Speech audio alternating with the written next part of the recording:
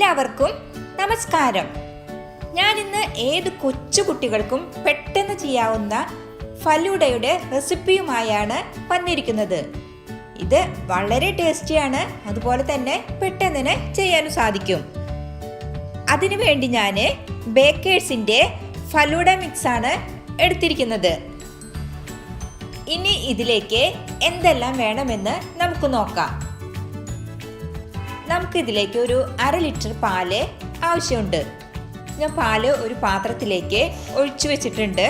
അതിലേക്ക് നമുക്ക് 200 ml വെള്ളം ചേർക്കണം. അതിനുശേഷം നമുക്കിതൊന്ന് നന്നായി ചൂടാക്കി എടുക്കേണ്ടതുണ്ട്. അതിനായി നമുക്ക് ഇത് സ്റ്റൗമേക്ക് മാറ്റാം. സ്റ്റൗ കത്തിച്ച് നമുക്ക് ഒരു മീഡിയം ഫ്ലെയിമിൽ വേണം ഇത് ചൂടാക്കി എടുക്കാനായിട്ട്. അതായത് ഒരു 3 മിനിറ്റ് നേരം മീഡിയം ഫ്ലെയിമിലിട്ട് ഇത് ചൂടാക്കി എടുക്കാം. ഇതൊന്ന് നന്നായിട്ട് ഇളക്കി ചൂടാക്കാം.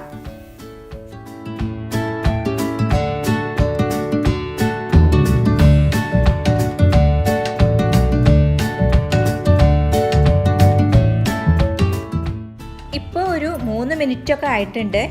പാല് നന്നായി ചൂടായി. നമുക്കിനി ഇതിലേക്ക് ഫലൂഡ മിക്സ് ആഡ് ചെയ്യേണ്ടതുണ്ട്.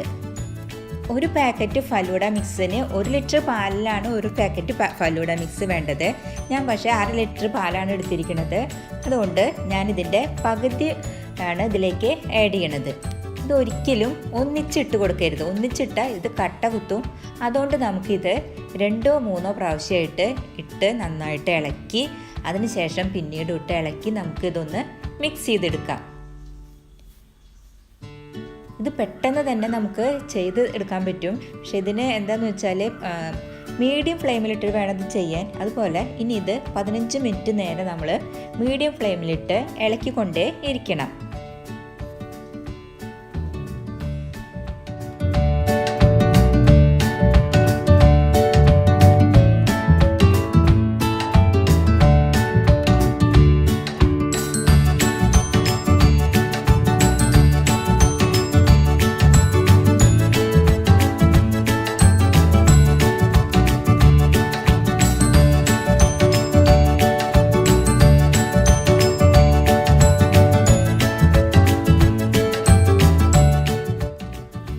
ഈ പാക്കറ്റ് നമുക്ക് എല്ലാ സൂപ്പർ മാർക്കറ്റുകളിൽ നിന്നും കിട്ടും. ഞാൻ പക്ഷേ ഇവിടെ നിന്ന് ടിന്നിൽ നിന്നാണ് വാങ്ങിയിരിക്കുന്നത്. അതുപോലെ തന്നെ എൻ്റെ അടുത്ത് അന്ന് ഐസ്ക്രീം ഉണ്ടാക്കിയ ബിസ്ക്കറ്റും എവിടെ നിന്നാണ് വാങ്ങിയെന്ന് പലരും ചോദിച്ചു. അതും ഞാൻ ഇവിടെ ടിന്നിൽ നിന്നാണ് വാങ്ങിയിരിക്കുന്നത്. നമുക്കിത് നന്നായിട്ടൊന്ന് ഇളക്കി കൊടുക്കാം. അതായത് നമ്മൾ കൈയെടുക്കാതെ വേണം ഇത് ഇളക്കാൻ. പക്ഷെ നമുക്കിനി ഒരു സ്വല്പം നേരമൊക്കെ ഒന്ന് തീ കൂട്ടി കൊടുക്കാം. അതുകൊണ്ട് പ്രശ്നമില്ല. അപ്പോൾ നമുക്കിതിങ്ങനെ പൊന്തി വരും. അന്നേരം നമുക്ക് ഒന്ന് തീ കുറച്ച് മീഡിയത്തിലിട്ടിട്ട് വീണ്ടും ഇളക്കി കൊടുക്കാം.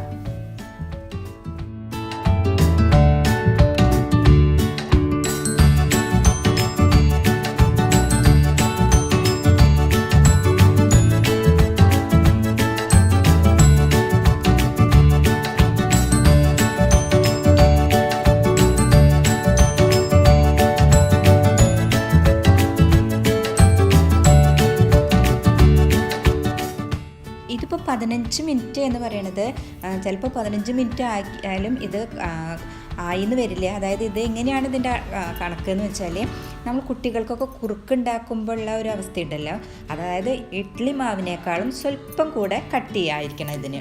അതായത് ഒരു സ്വല്പം ഇഡ്ഡലി മാവ് എങ്ങനെ നമ്മൾ എടുക്കണോ അതിനേക്കാളും സ്വല്പം കട്ടയായി കഴിഞ്ഞാൽ നമുക്കിത് ഓഫ് ചെയ്യാൻ പറ്റും. പക്ഷെ നിങ്ങൾക്കത് 15 മിനിറ്റിനേക്കാളും മുന്നേ ആവുകയാണെങ്കിൽ തീർച്ചയായിട്ടും നിങ്ങൾ ഓഫ് ചെയ്യണം.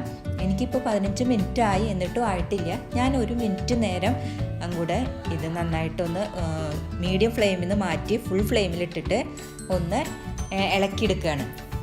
എനിക്ക് അങ്ങനെയാണ് പലപ്പോഴും വന്നിരിക്കുന്നത്.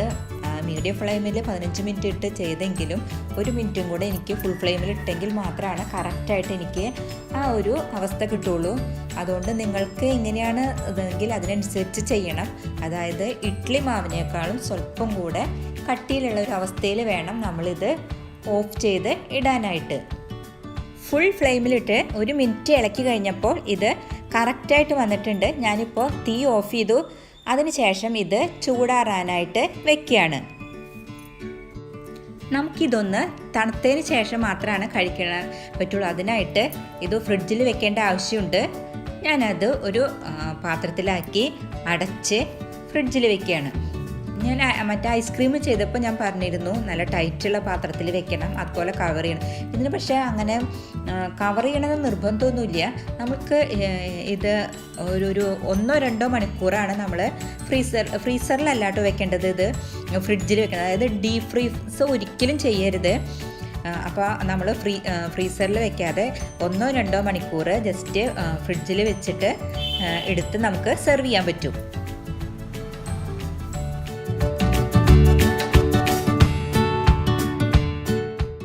2 മണിക്കൂറിന് ശേഷം ഞാൻ ഫ്രിഡ്ജിൽ നിന്ന് എടുത്ത് പുറത്ത് വെച്ചതാണ്. നമുക്കിതൊന്ന് തുറന്നു നോക്കാം. തണുത്ത് കറക്റ്റായിട്ടുണ്ട്. നമുക്കിനി ഇതൊരു ബൗളിലേക്ക് മാറ്റാം.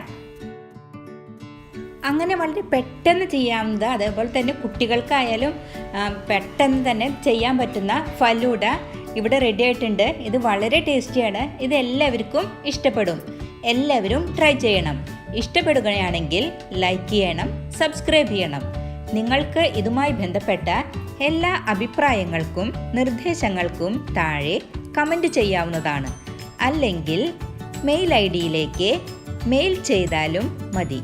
നന്ദി, നമസ്കാരം.